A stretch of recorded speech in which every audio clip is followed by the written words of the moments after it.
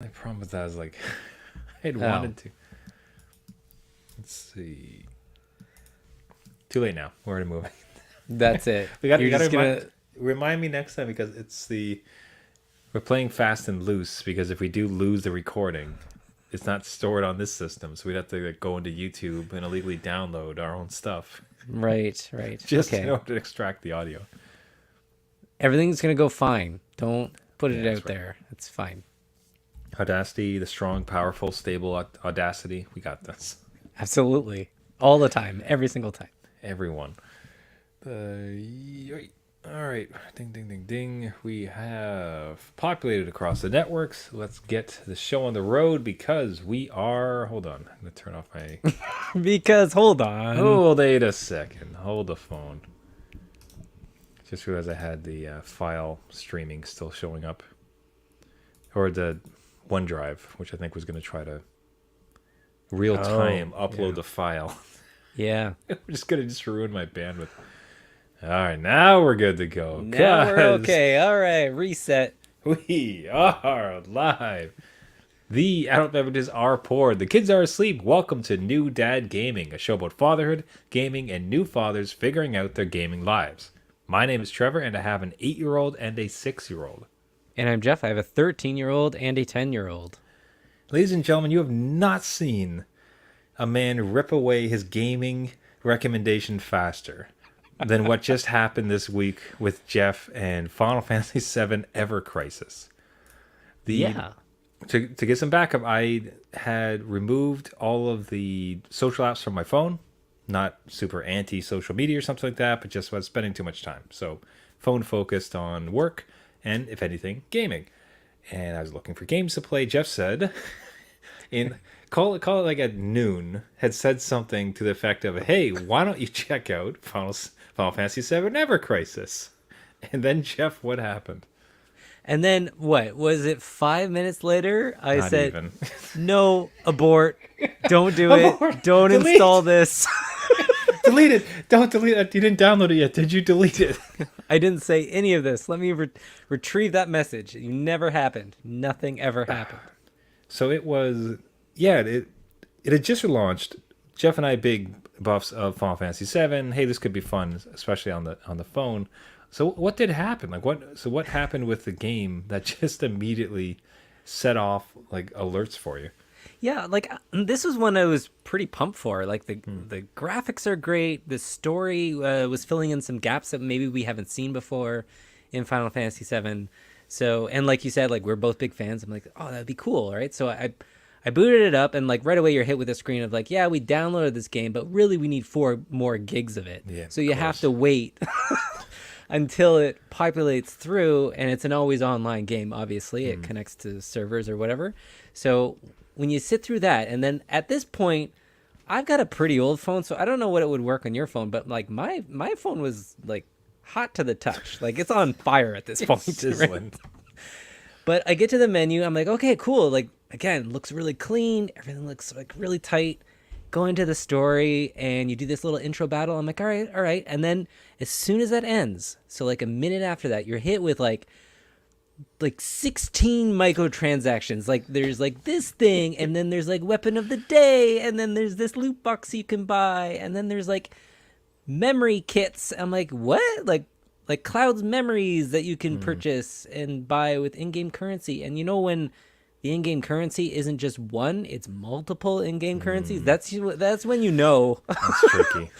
it's not gonna work. So I immediately I played it for a little bit longer, but did message you and said, don't bother, don't ruin your phone. So is it now? We're watching a stream of this as we're chatting, and it. Okay, never mind. I retract my statement. So, Look how fast that was. Look how. because we were watching what seemed to be a very classic Final Fantasy VII cutscene, as far Yeah. as just kind of blocky style characters talking, overlays, but the story was classically, as with the series, very interesting. This is cool. And they're fighting and things like that, and then they're going through another menu that was like, okay, missions and story levels, and okay, well maybe the story part of it would be isolated from all the nonsense. Right. of Yeah. monetization. But then the very next screen me and Jeff saw on screen while talking was, and here's your leveling tree, and here's how you get your money gems and your cross level up diamonds and your summon Shinra cards. bucks. Get your Shinra bucks. Yeah. That disappointing. I get it. They're trying to make a buck and everybody's doing it, but you got to wonder who is doing this? Is this any of the original creators of Final Fantasy or any of the artistic directors, or is this just the company, the corporation that owns the gaming company, trying to wring out a couple bucks for the property? I mean, yeah, that's a good call, because I'm wondering if like Nomura is involved. Like, well, if he is involved, there would be a lot of branching story paths here. But I don't know if the original creators are involved. But yeah, it definitely seems corporate-y. Like, let's take this brand that everyone loves and see how much money we can squeeze out of it, knowing that they're gonna hang that, those story elements over your head, saying, okay, listen, like, about these things, but we've slightly changed them, and now you get uniforms and costumes and different weapons and stuff that you can actually, that's a little bit different from that last game, right? But it doesn't sit right with me. It's just one of those things where I wouldn't mind paying once for this kind of mobile game and just be done with it. Like, okay, you put it out at Square Enix prices, which are probably like $20-$30. They did that for the Pixel remasters, right? Pay an upfront AAA price fee and be done. And then maybe you have me. But like you said, you're hit with all those menus and the upgrade trees and stuff that takes a grind to do. It's not rewarding you. It's just you have to grind to get those rewards, which is like flipped. And I don't have the time for that as a gaming dad. I can't do it. Even on the go, I cannot put in the time. It feels like I don't know why. Perhaps it's just unprofitable. So like we can sit here and lament, but at the end of the day, this is how they make money. All right, It is what it is. Because I just wonder, could they not either charge for a game and then have the after end game, like the post game, like the new game plus whatever, be the grindy, gem based, money driven kind of nonsense? Would they, or is there no way to separate the two? Possibly. Like maybe I'm just being a bit idealistic, because I'm trying to say, please give us some of these story elements, because one of the things you had mentioned before we started was that apparently they might introduce Cloud's father in this game, which would be a brand new arc, a brand new story. Anybody who enjoys Final Fantasy VII, be it yourself, be it your kids or anyone else, like, you would want to know about this. And the thought that it is trapped within a gotcha money-driven game like this is horrendous for the series, right? Yeah, I think it kind of, it's a detriment to fans, right? Where I would have gladly paid to get those story elements to kind of continue that arc into the next Final Fantasy VII Rebirth and beyond, right? So they have introduced characters along the way that are almost, like, they're literally paywalled behind this game, where you need to figure them out and understand them for later on story elements. So it's not, I don't know. Again, it doesn't sit well with me. It looks gorgeous. Like, it is a fantastic looking game. It's just, it's littered with a lot of stuff. Like, even the menu we're looking at now, maybe it's the old age talking, but I was overwhelmed. Like, I was like almost physically ill with the amount of menus that it presents at you, and you icons everywhere. Everything's an icon, and I don't know what to do. So I didn't want to make the mistake, or even just invest the time. I don't know about you. Like, I don't know if you would invest the time in this. Like, there's still hope for you. You haven't deleted it, right? Or you? Oh, it was gone. I did not. Oh, it was gone. Okay. Are you're so with the panicked message you sent, expletives, exclamation marks, characters I'd never seen before. Like, good God, get rid of this game. You thought I was going to keep it? I don't know. You'd be like, I don't know, Jeff. Was it one of those times where you just didn't like it and I want to try it for myself? I don't know. No, I recognize it right away. It was going to be, as you said, it's like 16 different currencies, 20 different game modes, crafting items for every single one. I had no time for this. Like, this was going to be a massive time or money sink or both, and just didn't have any desire to sully my memories of Final Fantasy along with it. I am curious, like, if given to your child or mine, if they would gravitate towards it, if they would understand it right away, and I love this is exactly what I adore, because it's all these things. Are we aging ourselves out of this a little bit? Is our initial, forget like the money part. Let's say that you can, Yeah. it's enough of a free to play. They did free to play right, so it's actually fun. Let's say that maybe that's true. Okay. If that was the case, the game believe is too much for you and myself. I think Menus, so. menus, arcs, craftables, currencies, can't understand it. Is that age? Or if it gave it to your kid, do you think they would like dive in? I think my kids would dive in. I'm gonna be honest with you. I think they can memorize every Minecraft recipe and like all these elements of other games and how they make up something new. Terraria was a big one. Like they did all that without guides and understood everything. And I think in this game they would immediately figure it out and know how to probably maximize their their experience points and their currencies, right? I think it's something that they would absolutely pick up and play. I again in the state that it's in, I'm not sure I would give it to them, but if it was like a free to play, hey, we're not going to like plunk down a credit card charge on all these things, my kids I think would stick with it, especially my 10-year-old who is big into Final Fantasy 7 remake. Yeah, I can't. That's challenging because I'd almost want to run the experiment, except except the problem would be that if your kids really get into it, and the next thing you know, all of their birthdays and all their Christmas is just, chocobo bucks or some other nonsense. That's right. That's I right. can't cast that curse on your household. So Good call. yeah, it's scary. I sometimes want to admit my age. And so thinking of some of these things like, this game is terrible, look at this UI. And it's, now slow down, old man. Yeah. It's fine. Yeah. You just don't get, you know how the older people you work with have no idea how to work with a PDF? Right. Right. This Yeah. is your generation's PDF, basically. Oh no, what's happening? Okay, this is a totally normal, reasonable gameplay experience for folks. But Yeah. hey, gaming dads, have you given a game that you thought was crazy and your kids immediately understood it? Have you had good experiences to counter our poor reception of Final Fantasy VII Ever Crisis? Right into the show at New Dad Gaming or newdadgaming.com. Now onto a game, a blast from the past, and one that you immediately understood, and you got the joke and the idea, and had apparently a blast with. You saw the launch of F-Zero 99. Yeah, so if anybody doesn't understand what this is, it is Nintendo put out a classic game like they've done before. They've done it with Tetris and I think a Mario game. But then they link you up with 99 online players and they let you go wild. So And you go hog wild. you go hog wild. And F-Zero, I if you ever played it back in the day, these were one of the staples of Super Nintendo. Yeah. It was pretty difficult. Like you would lose energy on your car, smashing into the walls and stuff, and it really trained you for like something like Rainbow Road and Mario Kart later on. But now picture that with 98 other players.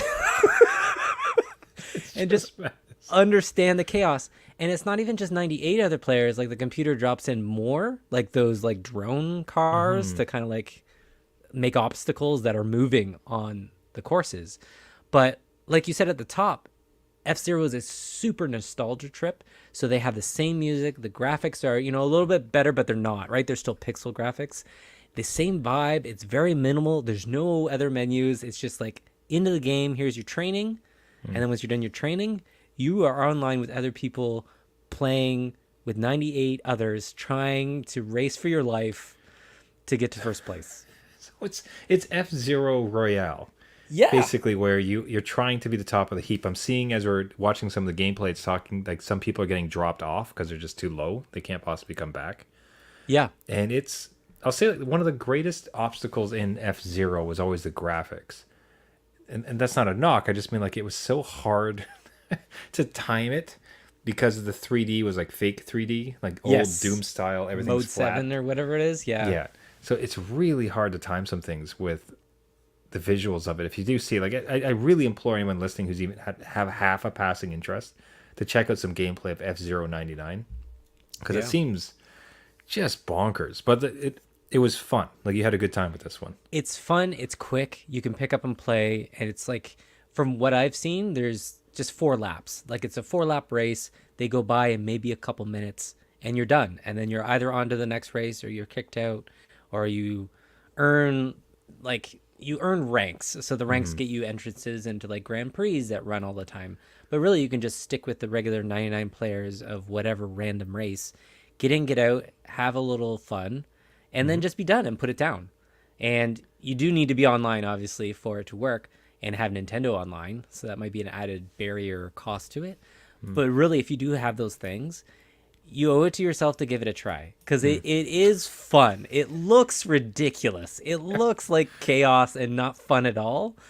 But once you get in there and you feel the music and you still have those same elements, and they've even done like a risk reward, like you can boost to use some of your power to boost, but then like you run the risk of getting knocked out, right? So it's a really fun game, easy to pick up and play, and to give your kids. I give it to my kids; they love it. Like, folks, you have to go watch some of this. Like, it looks like someone had took the ROM and hacked it to be an online multiplayer game because it just seems so ludicrous to see 99 of these space cars flying around in these graphics. That's so funny. I like this. I like this angle in that it's a nostalgia property find. The cynical version would have been, hey, here's the old F-Zero maps we had. Pay us like $50. Pay Nintendo price. Yeah, and then like also be online if you want to do online player. But instead, like it's this funny, funky twist where it's great for old guys who kind of played it back in the day. Like, I remember this game. This is hilarious. New twist on it. Cool for newer players. I don't know if your kids got into it at all. With, like, They were laughing like crazy. Just the amount of people they were blowing up themselves. So it works. That is so cool. I'm trying to remember the exact status of my Nintendo subscription. I might still have one. Oh, okay. So if I have it, we'll see about bringing it in. Because I'd be curious. For myself, I'm not super bullish. I think I'd like to try it. It looks hilarious. But I want to see my kids play it. Because I think they're going to be... I think they're going to find that hilarious. Yeah. So, hey, everyone, check it out. F-Zero 99. Now, tip from myself... Okay. And this is how gaming dads listening can be the hero of their household, potentially. So if your child plays Roblox, which if you have a child and they play video games is a fairly big Venn diagram. That's right. You're right. Yes. It's sweeping the nation. But what I've discovered is, but if you know this, be gentle on me. I just found this out. So it seems that at least monthly, if not every like kind of 2 or 3 weeks, that the internet will scour all the available codes and bring them onto various lists. So you can do a quick Google search for a free Roblox code September, like October, like put in your month. And then listed in these articles will be anywhere from 5 to like 15 to 20 free codes for free stuff within Roblox. And this can...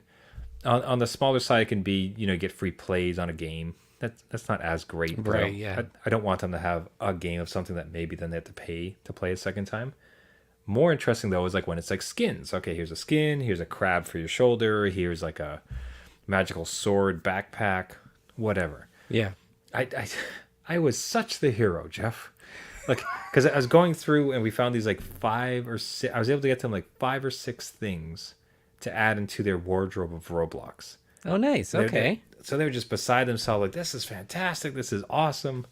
I made the somewhat miscalculation of not redeeming them all immediately, thinking, okay, next weekend we'll do this. This will be kind of like a weekly thing where every week it's like Hero Dad will show up to get you a few more codes.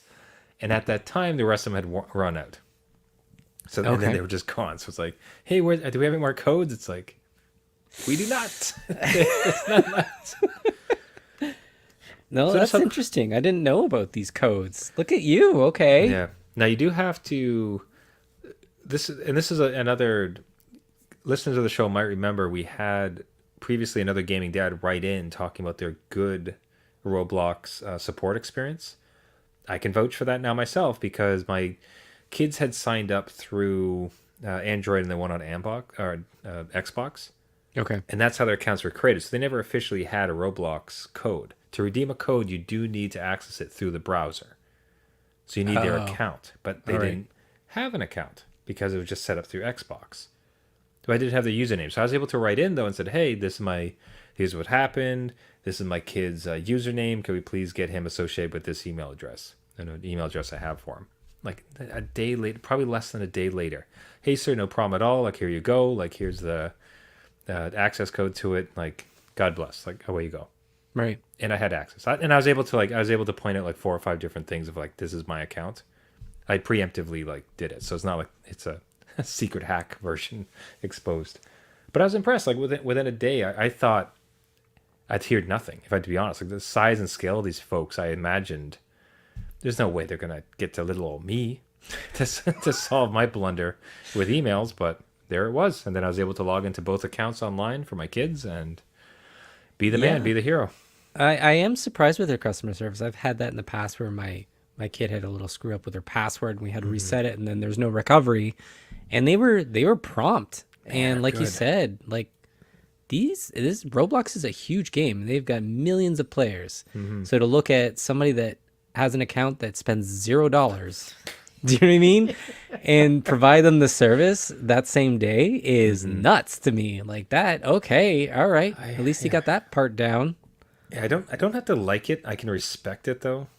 Yeah. And even the games, I'll tell you this, like just seeing them play it, I don't like the garbage that's in there, but I can at least see some of the things in there and see that, you know what, this is fun.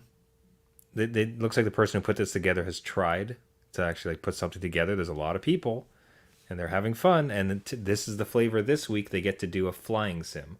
And then next week it'll be like a fist fight, and then it'll be an anime battle. Then it's going to be a Godzilla brand. Like the variety and everything else, like it's a sort of thing where I don't like it, Right. but I can respect it, if that makes any sense. Yeah, and just just to piggyback on that, we're watching basically a Counter-Strike ripoff. I'm just putting that out there that they've like all the mechanics. I'm pretty sure this map exists and it's been recreated in. No. That say it correctly. Stolen. It's been lifted. Yeah, it's been stolen. I guarantee you that the textures we're seeing came from Counter-Strike, and somebody somehow imported it because the audacity of the IP theft in this game is unparalleled. Yeah, I honestly don't know how they do it. I don't know how they exist on Microsoft. I don't know how they're going to exist on PlayStation. That was just announced. So my kids are raring to go with the PS4 and PS5. I don't know how it works, but they have great customer service. We'll give them that. Yeah. Anyway, so just a quick tip for the gaming dads. If you want to get your kids a quick couple of items, you can probably score some by a quick Google search, find a list, get them into their accounts, and be the hero for a day. Woo. That's right. Now, unfortunately, on some sadder style news, it sounds like some friendships might have taken a hit thanks to ye old video games. Yeah, so the way I positioned this to Trevor was gaming friendships ruined, and Trevor's probably wondering like what? Like what's I'm very curious. So my kids again have entered school. It's September, and of course with the new school year comes new classrooms, and some friends are not in the said classroom. So my 10-year-old used to game with another friend with TD Bloons 6. They would play this all the time. And I think on our show they even looped me in at one point. And really it was just pushed to this friend, right? You can play this game with your friend. Daddy's not interested in it. I will play something else with you. So this friend is not in the classroom, and I think it's grade 5. So when that happens, that relationship kind of pulls apart a little bit. I think the classrooms really hold them together. Recess can connect, whatever. But anyway, they've drifted apart a little bit as of now. It's still only 3 weeks in, but they drifted apart so much that they don't play this game together. They don't meet up to play this game. The other friend has made different friends. I don't know if he's like playing this game with other friends or not, or if this was the game together. But it has left my 10-year-old kind of with like that emptiness of like, who do I play this with now? And they are bugging, the 13-year-old, like, hey, can you play this? And the 13-year-old's kind of like done with it, right? Like once they've figured out, they're like, yeah, no. So the game wasn't the catalyst for the break. It was more the victim of it, if anything. Yeah. It wasn't like the Yes. game was what got between them. It's more something got in between them, and one of the sad outputs Yeah. of it was this game was no longer going to be played. Right. Yes. So this is one of those casualties of the classrooms being mixed up and they're not in touch Yeah, anymore. Yeah, we had some of that. Now we nothing with gaming related, but my son, he went into grade. Man, I should be able to pull this off the top of my head. 3. He's in grade 3, and in so doing, like he previously they had a good little group. There was like a good 5 of them, little posse, Okay. right? Group of Yeah. friends. It was great. Had them over for birthdays, like wonderful. And he got none of them in Oh, the new no. year. He's like the one man out. It's like I think one of the posse was with him, and everyone else is just gone. Okay. And It's I'll tough. say that as watching as a dad, like that's really difficult. Like him having friends is by far the most pressing thing as far as I'm concerned. Like I really want him to have a baseline of friends to help guide him through life, like good guys. Yeah. And to see them just like get ripped apart because of just like classroom zoning type stuff is like, oh, like it Yeah. ruins you inside. It's tough, and it's tough on your kid and to adapt to that, right? And come back from that. But I'm sure he'll persevere, but it's one of those things that can affect a bunch of things. Yeah. So we tried to set up some play dates and just like times to be able to like still get together, and we'll see how it lands. It'll be good a little bit from flexibility standpoint. It's like, look, you can't go into every scenario with the exact group of people you need. So ideally, make the best of it. Make new friends, maintain the old ones. Play It's some kind of like balloons Final together. Fantasy VII, where you switch out your party members after leveling up and grinding for a while. So, Hot tip: don't level Aerith. that is right. Yes. Now, the party members, great transition into D&D, and it seems like just as described to me, you've gone and your household has gone full blown D&D madness. And to set it up, I believe like you had introduced. It seemed that in your household, your kids were interested in playing D&D for the first time. Yeah, my 13-year-old was interested. Saw it kind of in a bookstore actually, with the D&D like essentials kit and the starter kit, and then later on, stuck in their mind, and they ended up spending a gift card buying it. So they wanted to start it up. I was supportive. I don't know anything about D&D, so it was a little bit of homework for me. They were to read the rule book and get all our characters set up, and that was kind of happening, but it was at a slow pace because, dad's busy, dad's got work, weekends are busy. And so my 13-year-old just advises me one day, like Friday night, oh yeah, by the way, 4 friends are coming over at 7:00, and we're going to create all our characters in D&D, and we're going to set it all up, and it's going to be ready to go. Oh, okay. So I, That's a we need a little heads up. That was part of the conversation. Like you can't just, that it's a little bit intrusive that way, but we do want to support what you want to do, right? It just takes a little planning, and much like the game, you just need to plan out where is this going to happen. So all these friends show up, and they're literally out there for 2.5 hours, laughing, having a blast, creating their characters, figuring out the That's so cool. figuring out the characters, like pastimes, like all that stuff you have to create yourself, right? And then between knitting, he likes to go down for a tea. Yeah, it's just it was a lot. It was great to see, but it does, like, they don't know how to play either, so everyone's kind of learning together. And then my 13-year-old was kind of coming to me saying, okay, well, this rule doesn't make sense, or where does this fit in? And I don't know, so I have to do my homework. I'm going on YouTube videos and watching Critical Role and doing all these things to try and understand the game. Once it gets going, I hear it's fine. Like, it's just, they throw a lot at you at one time, and you kind of have to research what the best way is to go. But yeah, it was just a lot at once. And again, my 13-year-old wants to make it a weekly thing, even wants to make a D&D group at school with a group of friends. Oh, that really rolled 0 to intense- 60. Yeah, that rolled the D20 real fast on that Wow, initiative. there you go. Perfect.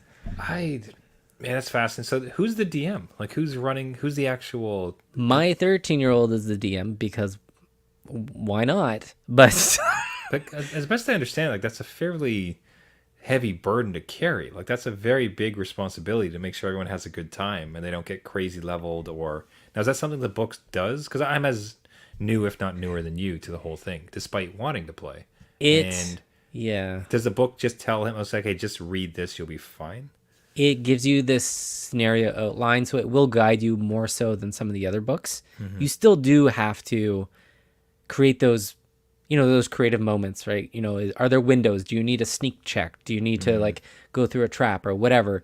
But he's drawing on from his experience with that Google game he created, where all his friends were in on it, and it was a big RPG, and like everybody was having a blast. So that's what he's drawing on. Like, okay, I can be DM now, and guide my friends in this game. I'm like, okay, that's a lot. That's a lot of responsibility, and you kind of have to know what you're doing. There's gotta be like there's gotta be some pride for you, isn't there? Like this It's is great. It's like he is the ringmaster. He's brought them in. He's gonna be the creative puppet master, like pulling strings behind the scenes.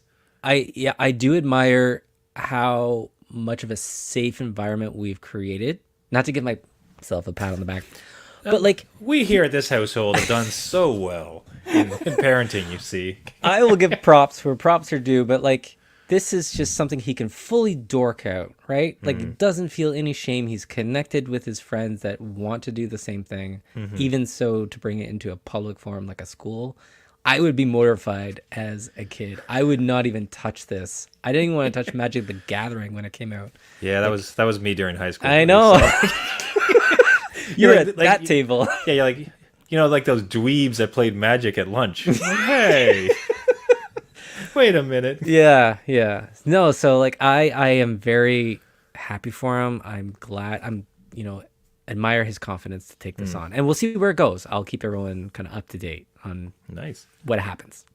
That's awesome. I think that's a fantastic story. I just like especially from what we've seen from your kids around their creativity and tenacity for building mechanics and systems and other items. The fact that they would put together a Gundam and then also Yeah. play like an RPG, like a Final Fantasy. It seems like there's a lot of combination of a lot of, again, a Venn diagram of creativity plus willingness to sit and like learn and study. So that's fantastic. I'd be really enthused to see my kids grabbing into this game such like that. Yeah, I mean, I'll let you know, and when your kids are into it, hopefully I'll be an expert and can like lead you through a little bit of what's going on. Yeah, we'll see. My kids will just admonish me like, "Yeah, nice try, nerd." We're gonna go play sports. Aw. You want to roll 20 with the old man? No, yeah. Just the got some- dice rolls by itself across the table. I got you a green mana magic deck. You want to come play? We'll see what I get. Hey, playing these nerdy things with the kids are the entire purpose of the show and makes for a wonderful place to wrap it up there for the week. Everybody, thank you so much for listening. This has been New Dad Gaming. If you like the show, you can find us on all the major podcasting networks. You can find us on Google Play, Spotify, iTunes, Caster, anywhere where you get your podcasts. Just search for New Dad Gaming. Do you have any comments on the show? Are your kids into Dungeons and Dragons? There was a fantastic clip recently making around on social. Should have added this to the story, but a wife had caught the father running a D&D session with his it was like a 6 and 8 year old girl, and they're just it's like, well, and then there's a rat. I jump over the rat. Oh, to jump over the rat. The three of them are having the most adorable time. Is that something that you guys do at home? We'd love to hear from you. Reach on out to the show, or if you're going to play Final Fantasy Ever Crisis, F-Zero 99, any of the above. Actually, hey, do you have any other tips about Roblox code? Yeah. I'm starting to run out. So listen, interacting with the fans have been one of the best parts about this podcast recently. So find us on Twitter at New Dad Gaming or through our website, newdadgaming.com. Otherwise, everyone, thank you so much for listening. We'll see you again next week. And until then, my name is Trevor, and I have an 8-year-old and a 6-year-old. And I'm Jeff. I have a 13-year-old and a 10-year-old. And just remember, just because you rolled a D1. Oh, does not mean it's game over, but it does. Yeah, but it kind of does. It does. Yeah. See you next week. See you later.